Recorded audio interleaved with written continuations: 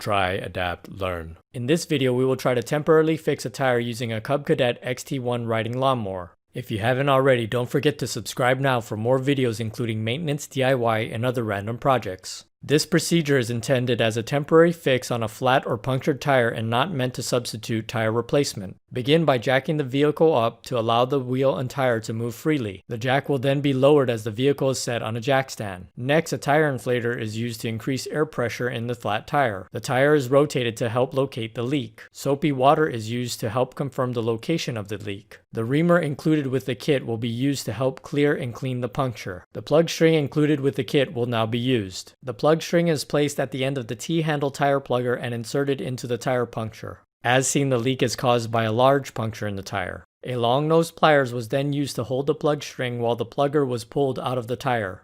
The tire plug was then packed down around the puncture.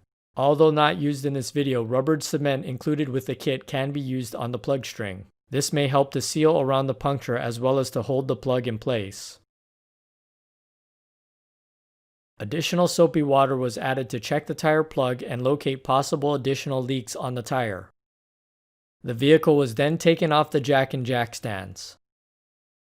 With the weight of the vehicle on the tire pressure was checked periodically to confirm that the plug would hold the air in the tire. Ideally, additional water should only be added when the plug is fully dried or an additional puncture needs to be located. As I make new videos, I want to share them with you, so subscribe now. Also comment, like, and check out some of the other content on our channel.